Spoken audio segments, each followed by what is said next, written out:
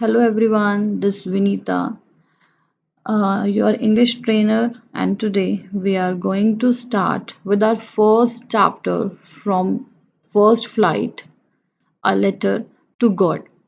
As the name suggests, it looks very strange ना कि a letter to God कि God को कोई लेटर कैसे लिख सकता है क्योंकि जब भी हम कोई लेटर लिखते हैं we need a particular address for that but God का कोई एड्रेस आई डोंट थिंक कि किसी को भी पता होगा कि गॉड का एड्रेस क्या है but still in this chapter J L. Fuentes tried to explain कि जो मेन इसमें प्रोटैगनिस्ट है लेंचो प्रोटैगनिस्ट है इसमें मेन कैरेक्टर है लेंचो कंप्लीटली उसका इतना फेथ है गॉड में कि वो गॉड को लेटर लिख देता है just because of his faith in God, nothing else. He didn't have any particular address of the God, only and only thing that he had, that only his faith in God. Okay, so G.L. Fuentes is the author of the chapter, and the name of the chapter is A Letter to God. So before started the chapter, we already having some particular lines under the heading of before you read. Before you read in that already mentioned some lines. So firstly we will understand these lines. They say faith can move mountains. वो कहते हैं ऐसे बोलते हैं ना कि कहा जाता है या ऐसा माना जाता है कि ऐसा ऐसी कहावत है सो दे से वो कहते हैं वो कौन हमारे पूर्वज हमारे एंसेस्टर्स वो कहते हैं फेथ कैन मूव माउंटेन्स कि विश्वास पर्वत पहाड़ों को भी हिला सकता है but what should we put our faith in लेकिन व्हाट शुड वी पुट कहाँ रखना चाहिए हमें अपना विश्वास किस पे रखना चाहिए This is the question in the story dedicatedly poses. ये प्रश्न है यही सवाल इस कहानी में बहुत डेडिकेटली बहुत नाजुक ढंग से उठाया गया है So what is actually in that? Lencho is a farmer who writes a letter to God.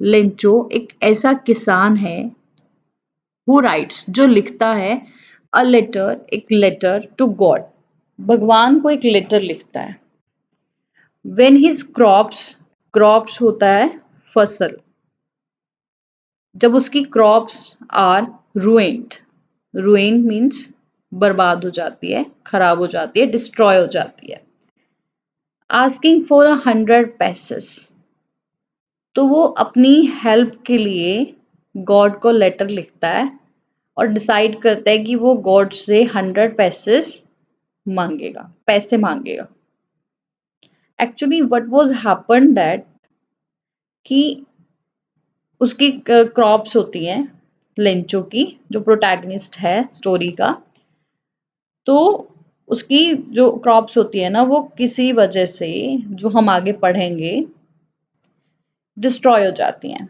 तो तब वो डिसाइड करते हैं कि अगर मुझे अपनी क्रॉप्स को दोबारा से सीड्स को हमें मुझे बोना है फील्ड में दोबारा से मुझे क्रॉप्स चाहिए सो मुझे पैसों की जरूरत होगी तो उसका भगवान में इतना विश्वास था कि उसने गॉड को लेटर पास आउट किया only for asking 100 pesos so does Lencho's letter reach God so हमारे पास पहला क्वेश्चन तो यही है कि क्या लेंचो का पत्र लेंचो का लेटर भगवान तक पहुंच जाएगा इज इट पॉसिबल कि गॉड का एड्रेस भी नहीं है और फिर भी वो लेटर गॉड तक पहुंच जाए does God send him the money और सपोज अगर गॉड तक लेटर पहुंच भी जाता है तो क्या गॉड उसकी हेल्प करेगा उसको पैसे भेजेगा think what your answers to these questions would be अब सोचो कि क्या आंसर्स हो सकते हैं क्या जवाब दोगे आप इन क्वेश्चंस का, इन सवालों का? And guess how the story continues. और आप गेस करो कि कैसे ये कहानी आगे बढ़ती है before you begin to read it.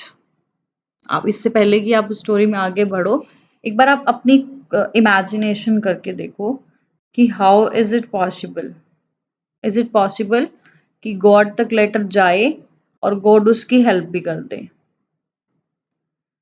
Okay, so now we just continue with the story which is exactly written here. The house, the only one in the entire valley. घर जो पूरी घाटी में, पूरी वैली में एक इकलौता घर था। Set on the crest of a low hill, जो एक बहुत ही नीची पहाड़ी थी। लो हिल मतलब बहुत लंबी लंबी, जैसे बहुत ऊंची ऊंची पहाड़ियां होती हैं वैसी नहीं थी, वो छोटी सी पहाड़ी थी। और उस पहाड़ी के बिल्कुल क्रेस्ट पर, क्रेस्ट होता है टॉप ऑफ अ हिल, बिल्कुल शिखर पर, उस पहाड़ी के बिल्कुल शिखर पर पूरी घाटी में वो अकेला एक घर दिखता था। From this height one could see the river. उस हाइट पे, कौन सी हाइट पे?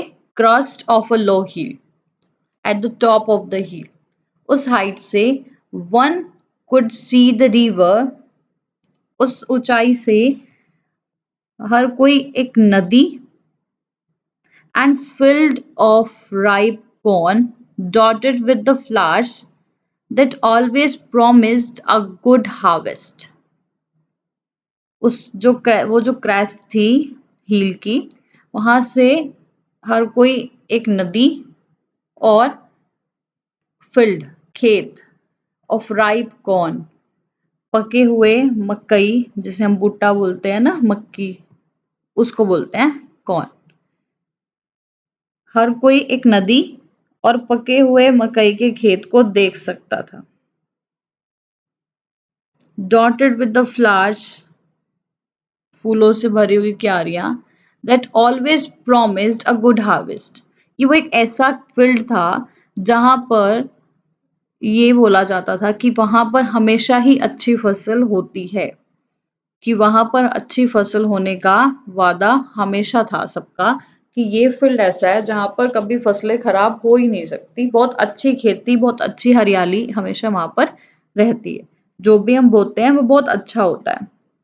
The only thing the earth needed was a downpour or at least a shower.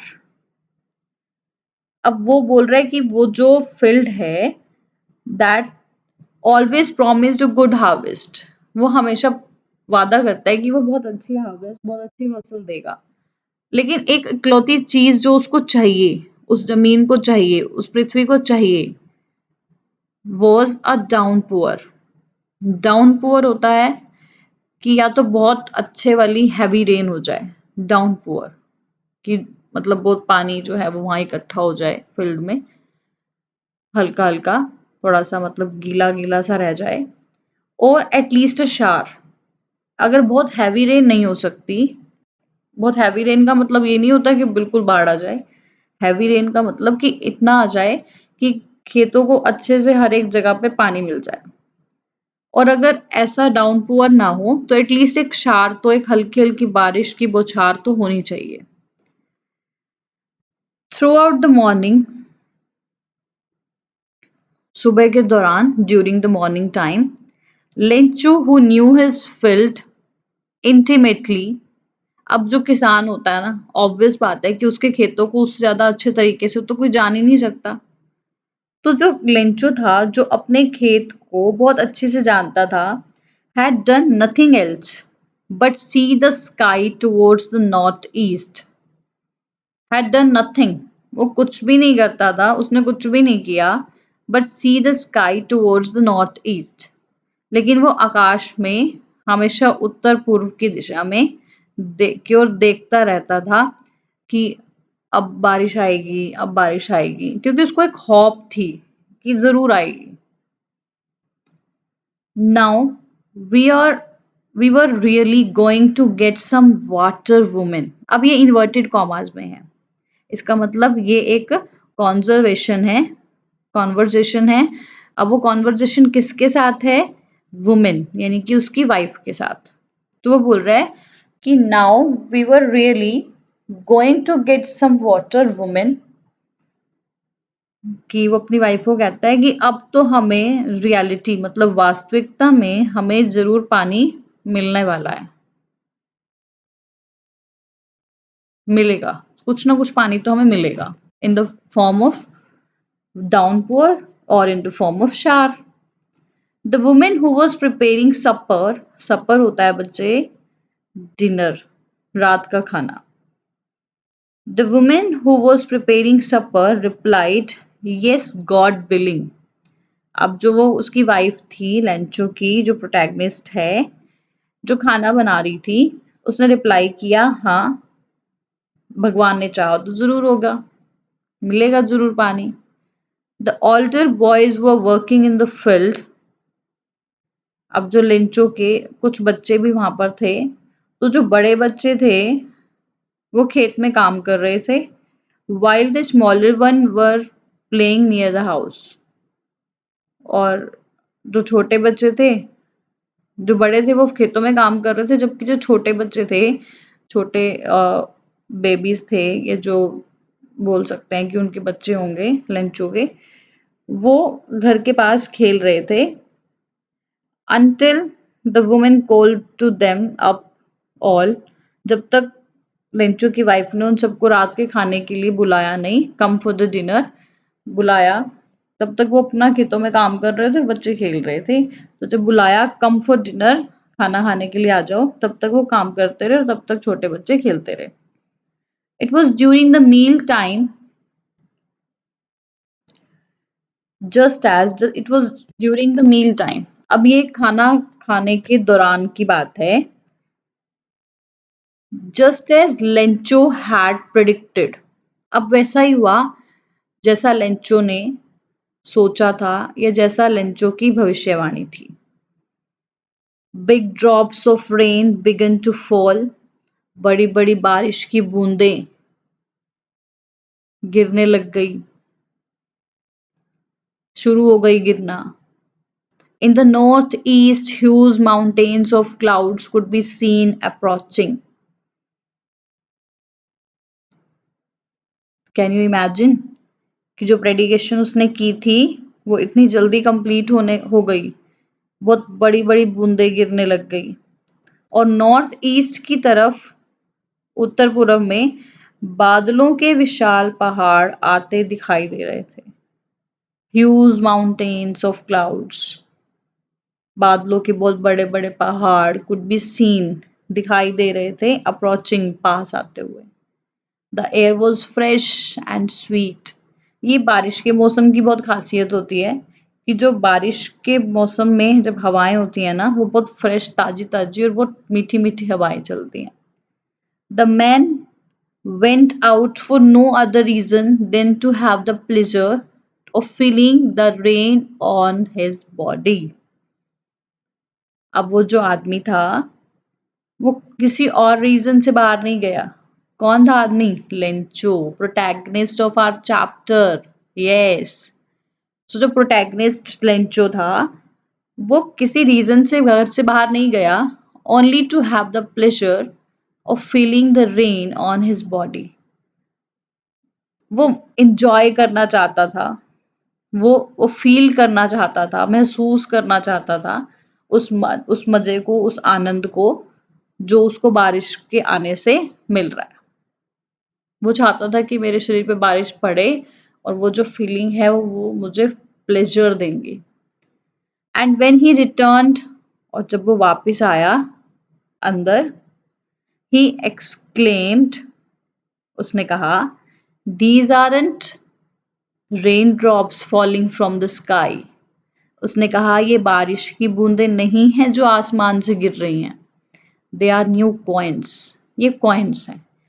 Now, अब उसने रेन ड्रॉप्स का कंपैरिजन न्यू कॉइन से क्यों किया? रीजन क्योंकि देखो, अगर बारिश नहीं आती तो क्रॉप्स अच्छी नहीं होती, क्रॉप्स अच्छी नहीं होती तो इनकम, आमदनी, लिवलीहुड नहीं पॉसिबल हो पाता। तो जिसके लिए जो जो किसान होते हैं उनके लिए तो उनकी खेती ही उनकी रोजी रोटी का सहारा होती है। तो अगर रोजी रोटी का काम बहुत अच्छे से चल रहा होगा, फसलों को बहुत अच्छे से बारिश मिल रही है, जो भी उनकी डिमांड है वो कंप्लीट हो रही है फसलों की, तो वो फसलें ही तो है ना जो उनके लिए पैसों का साधन है। तो अब वहाँ रेन ड्रॉप्स आ रही हैं, तो वो उसकी हार्वेस्ट के लिए तो बहुत अच्छी है ना। तो अब उसकी हार्वेस्ट बारिश की बूंदों से तो बहुत अच्छी हो जाएगी, और अच्छी हो जाएगी तभी तो उससे उसको इनकम मिलेगी। So that's why he compared rain drops with new coins. So he said the big drops are 10-cent pieces and the little ones are 5 cents. उसने बोला कि जो बड़ी वाली बूंदे हैं, अब उसने उसको प्रॉपर करेंसी में भी डिवाइड कर दिया कि जो बड़ी बूंदे हैं बारिश की, वो जो 10 सेंट, करेंसी का नाम है सेंट, वो तो 10 सेंट की हैं, और जो छोटी बूंदे हैं वो 5 सेंट की हैं। CENT, cent is the name of the currency. With a satisfied expression, एक संतुष्ट अभिव्यक्ति के साथ, एक संतुष्ट चेहरे के साथ, एक्सप्रेशन के साथ, he regarded the field of ripe corn with its flowers. वो अपने पके हुए मकई के खेत को उसके फूलों के साथ रिगार्डेड, बहुत संतुष्टि से देख रहा था। Draped in a curtain of rain, जो लिपटा हुआ था, ड्रैप, व्रैप करना, एक पर्दे में, जो पर्दा किस चीज का था, बारिश का। But suddenly a strong wind began to blow, अचानक से बहुत तेज हवाएं चलने लगी। Along with the rain, very large hailstones begin. अब बारिश के साथ साथ बहुत बड़े बड़े हेलस्टोन्स, ओले गिरना शुरू हो गए। अब ये तो लिंचो ने एक्सपेक्ट नहीं किया था, उसको तो एक डाउनपोर चाहिए था, या फिर एटलीस्ट अ शार उसको नीड थी।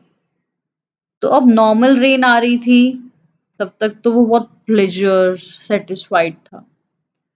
But suddenly his happiness ruined. And how it ruined? Because with the rain, hailstones started falling. And it was very, very, very surprised for Linchu कि it will ruin his crop completely. These truly did resemble new silver coins. अब ये तो वैसे ही उसको compare कर रहा था, but अब ये तो बारिश खुद ही बिल्कुल न्यू सिल्वर कॉइन्स, नए नए सिल्वर कॉइन्स की तरह दिखाई दे रही हैं। The boys exposing themselves to the rain, अब जो लड़के हैं वो बारिश में खुद को उजागर कर रहे हैं, एक्सपोज कर रहे हैं। ran out to collect the frozen peels, enjoy करने के लिए कि वो अब जो है ओले पड़ रहे हैं, उनको वो मोतियों के जैसे लग रहे हैं, तो जमे हुए मोतियों को लेने के लिए बाहर की तरफ भाग रहे हैं बच्चे। It's really getting very bad, bad now, ये वास्तव में अब बहुत ज्यादा खराब हो रहा था। एक्सक्लेम द मैन, आदमी ने कहा, ये तो वास्तव में रियलिटी में, रियली में ऐसा हो रहा है कि ये सब कुछ खराब हो रहा है। I hope it passes quickly, मुझे उम्मीद है कि ये जल्दी से खत्म हो जाए। It does not pass quickly, लेकिन वो जल्दी से खत्म नहीं हुआ। For an hour, the hail rained on the house. कम से कम 1 घंटे तक ओले बरसते रहे घर पर, गार्डन में, पहाड़ी की चोटी पे और कॉर्नफील्ड, यहाँ तक कि उसके खेत में भी ओले पड़ते रहे। On the whole valley, complete घाटी जो थी वहां पर सब जगह ओले गिर रहे थे। The field was white as if covered with salt. जो फील्ड था वो बिल्कुल वाइट था, बिल्कुल सफेद था। एज इफ जैसे कि उस पर नमक की चादर बिछा दी हो। इतना सफेद हो गया था कि ऐसे लग रहा था कि उस पे किसी ने नमक की चादर सी बिछा दी हो। हर जगह नमक नमक नमक की तरह, सोल्ट की तरह दिखाई दे रहा था।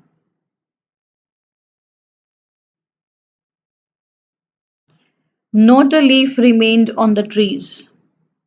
एक भी पत्ता पेड़ पर नहीं बचा। The corn was totally destroyed. अब जो कॉर्न थी, जो मक्के की फसल थी उसकी, वो जो मक्का था वो पूरी तरह से डिस्ट्रॉय हो चुका था, खराब हो चुका था। The flowers were gone from the plants. फूल भी पौधों से टूट कर गिर चुके थे, जा चुके थे फूल भी पेड़ों पौधों से। Lencho's soul was filled with sadness. अब जो बहुत प्लेजर में था, जो बहुत सेटिस्फाइड एक्सप्रेशन के साथ था, अब सडनली जो उसकी आत्मा थी ना, वो बहुत दुखी हो गई।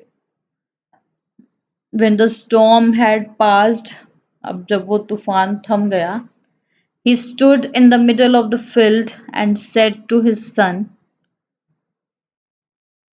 वो मैदान के खेतों के बिल्कुल बीच में खड़ा हो गया और उसने अपने बेटों को, अपने पुत्रों को बोला, a flake of locust would have left more than this. अगर कीड़े भी लग जाते हैं ना, टिड्डियां भी लग जाती हैं, तो इससे ज्यादा तो वो ही छोड़ देती हैं खेतों को। वो भी इतना नुकसान नहीं करती जितना अब ये हेल से हो गया। The hell has left nothing. वो कंपेयर कर रहा है कि अगर कीड़े मकोड़े भी लग जाते हैं ना, टिड्डियां भी लग जाती हैं, कीटनाशक कुछ लग जाता है खेतों में, तो वो भी इतना खराब नहीं करते फसल को जितना इन ओलों की बूंदों ने, बारिश की बूंदों ने, ओलों ने, ओलावृष्टि ने खराब कर दिया। This year we will have no corn. इस साल हमें कोई भी मक्का नहीं मिलेगा। That night was a sorrowful one. वो रात उसके लिए बहुत दुखदायक थी। All our work for nothing. हमारा सारा काम खराब हो गया बिना कुछ लिए, कुछ मिला भी नहीं और काम भी सारा खत्म हो गया। There is no one who can help us. अब कोई भी नहीं है जो हमारी मदद कर सकता है। We will all go hungry this year.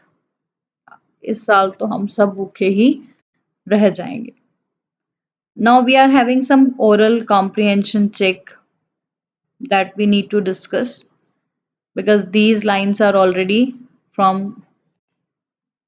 till here only. Like why? First question: what did Lencho hope for? Lencho को किस चीज की उम्मीद थी? अ डाउनपुअर और एटलीस्ट अ शार, इस चीज की उम्मीद थी उसको। Why did Lencho say the raindrops were like new coins? That we already discussed कि उसने raindrops को compare किया new coins से, क्योंकि वो raindrops जो थी वो उनकी फसलों को बहुत अच्छा करने वाली थी। वो उनकी वेदर, उनको वैसा चाहिए था और वो उनको मिल गया क्रॉप्स को। तो अब वो क्रॉप्स अच्छी होंगी तो किसान के लिए तो वही आमदनी का सोर्स है। उनके लिए तो पैसा वहीं से आएगा, परिवार की नीड्स को, घर के लिवलीहुड को चलाने के लिए। तो उनके लिए तो रेन ड्रॉप्स 10 सेंट और 5 सेंट के कंपैरेटिवली थे। So that's why he compared raindrops with new coins.